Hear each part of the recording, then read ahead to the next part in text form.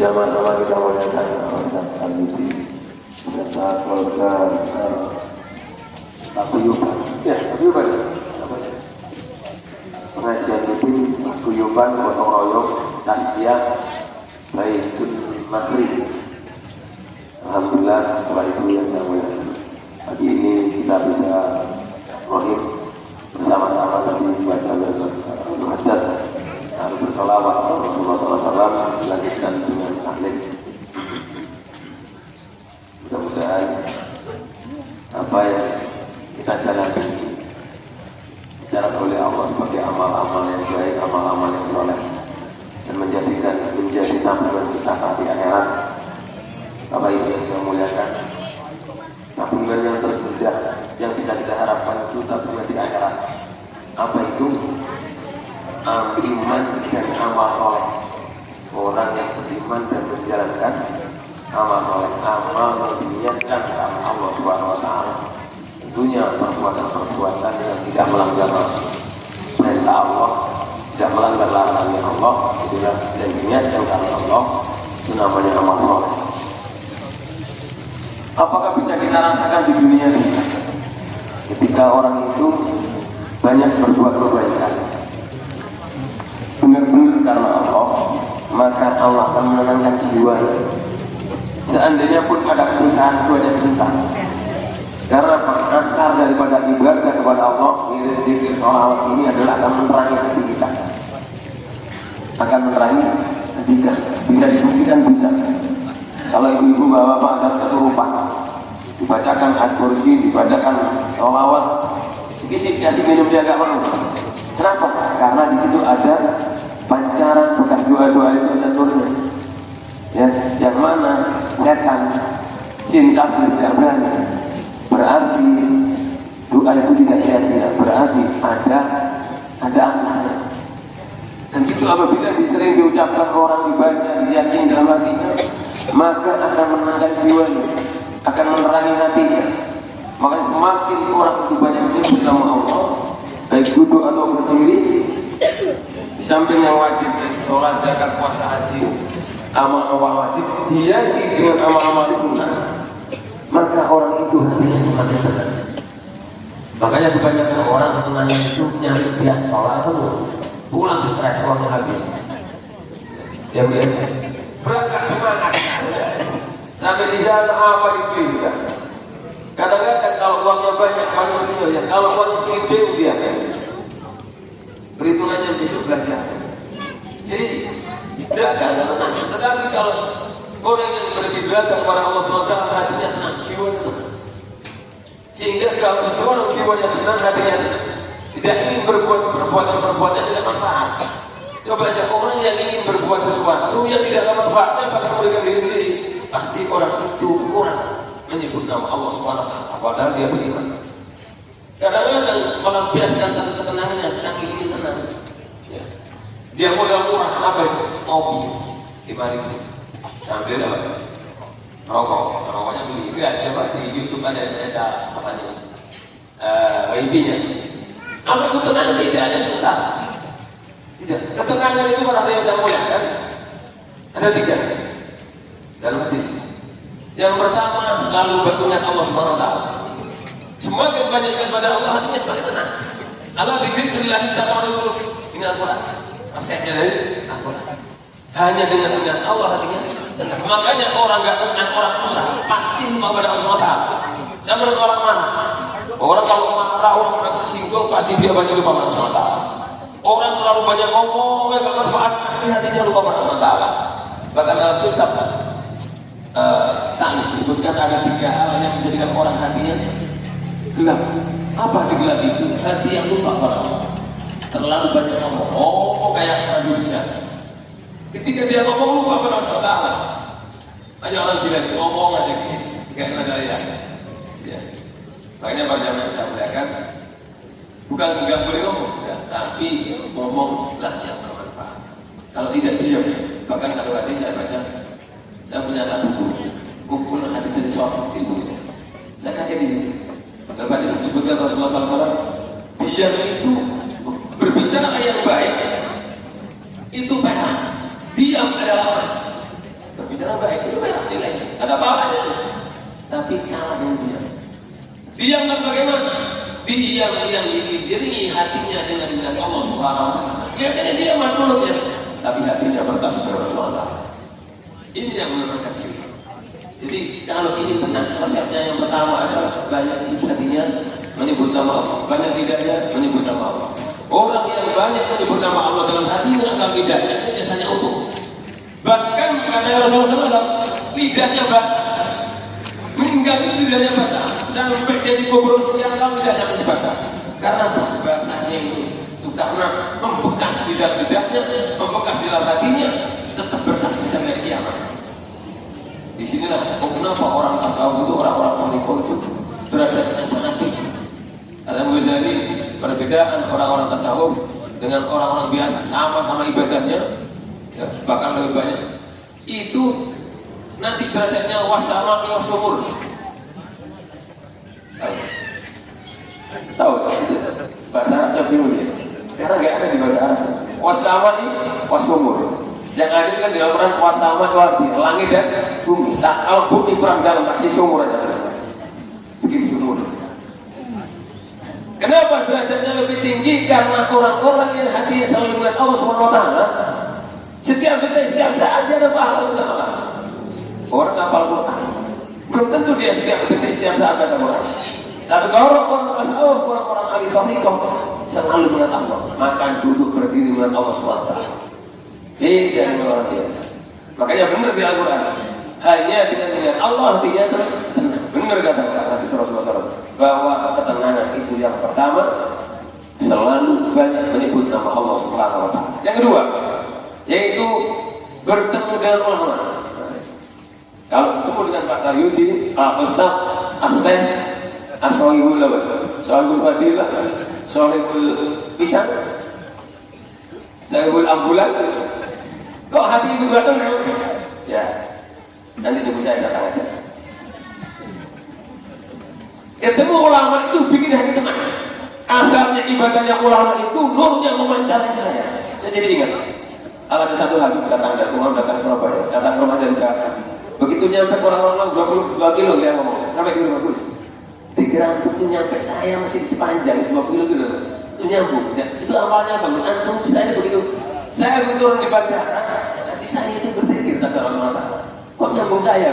Dia biasanya ada yang mesti tahan. Itu awalnya bagus. Dan itu kata Aisyah sama saya sudah dengan Allah. Jadi sampai 20 kilo. Apa ibu yang saya muliakan? Jadi ulama itu kalau bertemu ulama akan menangkan jiwa. Kalau ibu ketemu ulama ya tidak tenang hatinya, tetap gak ada perubahan sama sekali, jangan datang. Tapi kalau ini tidak tahu tuh, akan mengeluarkan dari diri Ustaz ini memecahkan masalah dengan tidak masalah, maka dia jangan-jangan.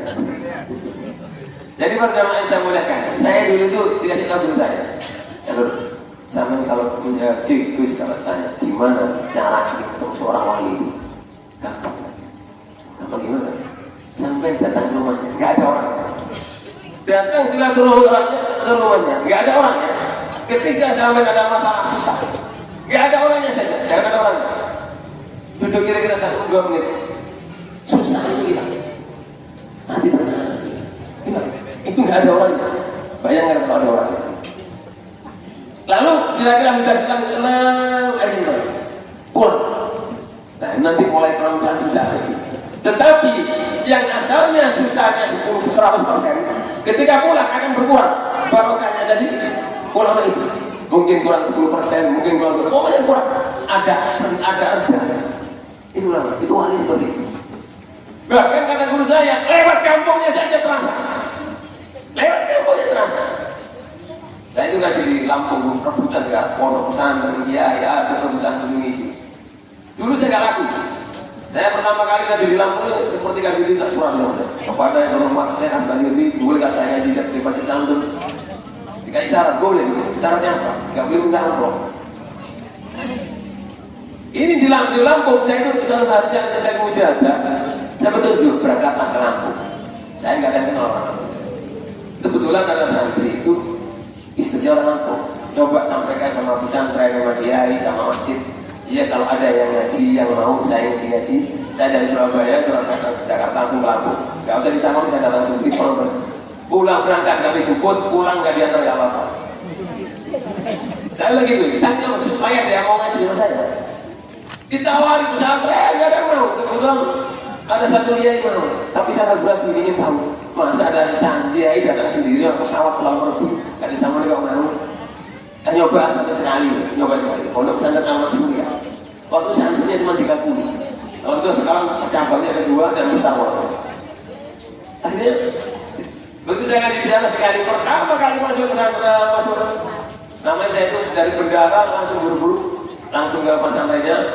Dijemput, yang jemput mah pakai jubah, pakai serban. Dikira saya kiai, saya pakai yang panjang, pakai kopiah, pakai topi ya, kacamata hitam, celana nevis. Kata pas pakai kalau ini nggak bisa. Ustaz, nggak bisa. Gus Nur, wah Gus Nur sekarang sudah ada di bandara. Di mana ini? Jadi di sini. Tahu. Ini serius ya. Saya cuma kalau naik pesawat dulu. Jadi waktu pakai yang tebel. Kalau pakai jubah repotnya yang pramugari repot saja. Tapi yang saya muliakan akhirnya begitu nyampe di sana, masuk kamar mandi. Waduh, ada masa banyak. Tak silakan mas. Ini saya agak tersinggung. Saya bilang ya Allah, ternyata saya seperti ini, seperti Mas ini. Ini kotoran ini seperti saya, ini masih seperti ini ya Allah. Akhirnya alhamdulillah begitu 1 kali 2 kali dia cocok. Alhamdulillah sampai sekarang. Ketika saya ngaji 2 kali 3 kali 4 kali dijemput, pertama kedua tuh dijemput. Bapak mobil. Masih gak laku, gak tahu gak ada yang mau. Terpaksa saya menjaga pamungkas. Saya bilang sama orang-orang, Pak, saya dari bandara ke sini berjalan 1 jam. Produk 1-2 jam ke sini. Dari bandara kira-kira ada 1 kampung dekat dengan makam samping kiri. Itu ada seorang wali, seorang yang ahli dan pikir, ahli bertasbih kepada Allah SWT, umurnya lebih dari 100 tahun. Jadi saya baca pamungkas supaya orang-orang mau ngaji, supaya saya melatih saudara ini. Saya dari bandara sudah 3 kali 4 kali ini lewat jalan besar itu. Ada makam. Ada kampung, sampingnya ada kampung lagi, sebelah kiri ada seorang wali, seorang soleh yang mana selalu bertasbih kepada Allah SWT. Usianya lebih dari 100 tahun. Ada yang tahu, ada yang kenal. Nuling sebanyak nuling. Ternyata orang itu terkenal, udah banyak. Namanya Mbak Soleh. Usianya berapa? 110 tahun. Dulu Gus Dur, kita ada presiden datang ke beliau membawa mobil masih baru, dikasih yang mau. Rumahnya kecil. Sampaikan salam saya sama Mbak Soleh. Alhamdulillah begitu sampaikan apa kan Mbak Soleh. Saya yang harus datang ke beliau. Dan saya aku di kampung ini. Bapak Ibu yang saya muliakan, makanya kalau ibu-ibu datang ke sini saya ngaji kok tidak tenang, perlu dipertanyakan. Berarti saya nggak beres ini. Karena ulama itu membawa ketenangan. Ini hadis, hadis, makanya saya ngajak Ustaz siapa? Al-Qasim, dua orang ini sama itu Ustaz Al-Fasitan. Ya, kali ini Cirebon. Pekalongan. Supaya kalau saya nggak nyala, 3 4 orang nyala semua ini sama. Bapak Ibu yang saya muliakan, yang ketiga yaitu dengan majelis taklim. Jadi diantaranya yang membuat orang hatinya orang tenang, berzikir bersolawat bersama ya Bu, bersama nama lalu ngaji taklim seperti ini akan menenangkan si hati. Bayangkan kalau ketiganya ada. Yang pertama berzikir kepada Allah SWT. Yang kedua ulamanya berkas ulama pilihan Allah SWT. Yang ketiga ngaji sempurna lah kita ini. Kalau udah sempurna tak pulang lagi. Jadi para jamaah yang saya muliakan, kalau ibu ingin tenang, yang pertama banyaklah menyebut nama Allah SWT. Sebab kita nggak mungkin tiap hari ngaji, apalagi saya cuma 1 bulan sekali. Ini pun sudah ditanya-tanya tadi di WA terus, kapan datang. Saya lagi jadi masih tak polisi. Sebenarnya ngajinya sebentar, cuma 8 jam. Yang sakit 15 orang, minta disentuh semuanya. Kalau saya sentuh nanti istrinya suaminya marah-marah, perempuan semuanya. Sampai ke pisang tadi. Mbak Isang jadi, karena orang sakitnya punggungnya. Pak Kiai, ini punggung saya sakit, Pak Kiai. Ayo pisang repot kamu. Yang itu yang dulu, daripada saya goyang, ambil pisang raja. Tahu saya pisang raja. Tapi pisang raja, pisang uli, pisang Ambon. 4 kali, ini mana Bu? Oh, jaringan, alhamdulillah Bu. Jadi punggungnya takut dengan pisang. Jadi ibu-ibu yang saya muliakan, 3 hal ini kalau ibu ingin tenang. Kalau ibu di rumah berarti ibu harus banyak berzikir pada Allah. Kalau ibu ketemu ulama, hatinya tetap tujuan ya, usahakan 1 minggu sekali, 1 bulan sekali ikut majelis-majelis seperti ini. Karena apa? Dengan majelis itu ketemu ulama juga ketemu dengan majelis. Semakin ibu-ibu bapak-bapak ini banyak ketenangannya, maka pikirannya tenang, ibadahnya khusyuk. Kalau orang ibadahnya khusyuk, pikirannya tenang, keinginan itu tidak melebihi batas kemampuan, paham nggak? Keinginan kita tidak akan melebihi batas kemampuan. Maksudnya kita akan menjadi orang yang ikhlas, kita akan menjadi orang yang ridho. Ridho siapa? Ridho kepada Allah. Biar hidup pas-pasan, biar hidup kontrakan, gak apa-apa. Toh mati besok ditanya rumahmu di mana, besar apa kecil, kontrakan apa tidak. Saya selalu berpikir, ya, orang itu kadang-kadang kalau juga rumahnya sendiri kaya merasa tenang, gak pernah tenang. Berapa kali orang ngomong sama saya, doain saja punya rumah sendiri. Udah tak doain punya rumah sendiri, udah selesai. Lama doain punya mobil, udah doain punya mobil. Lama lagi, doain saya nikah lagi. Setelah doain, gak ada doain lagi dulu, saya gak doain. Kenapa? Saya gak berani, saya gak jalani. Saya udah mau sampai doa sendiri tak amin. Setelah nikah lagi, wah perang terjadi, perang. Tahu sendiri, yang bawa derajat istrinya asalnya tukang becak, kembali tukang becak lagi. Ini gak bohong saya. Asalnya sopir, asalnya tukang becak, jadi juragan tukang becak lagi. Saya bilang ini yang membawa derajat istri dan teman. Yang bawa rezeki apa saja.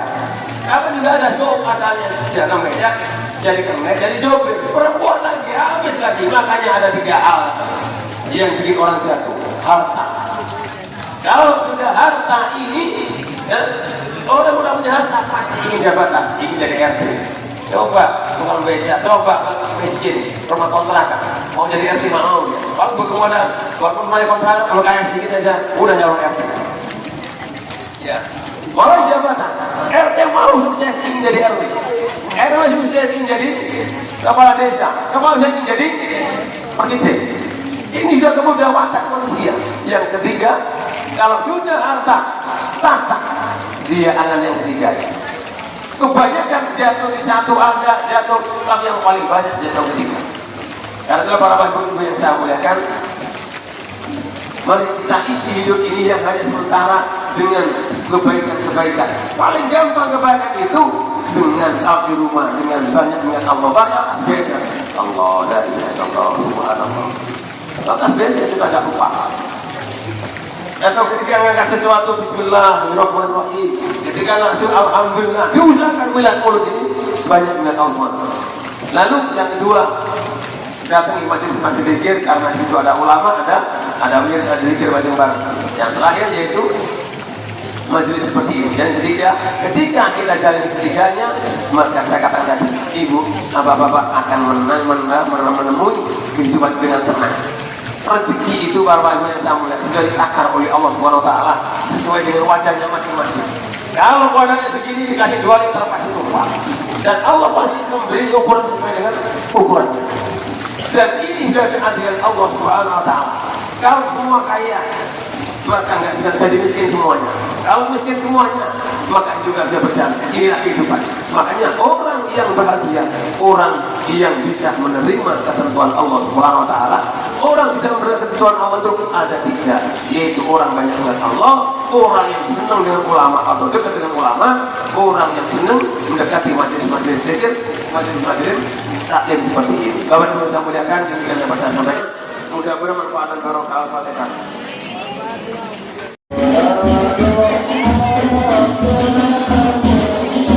Yang mau dulu boleh ke atas, yang mau dulu boleh di atas dulu ke bawah atau di dalam ke bawah.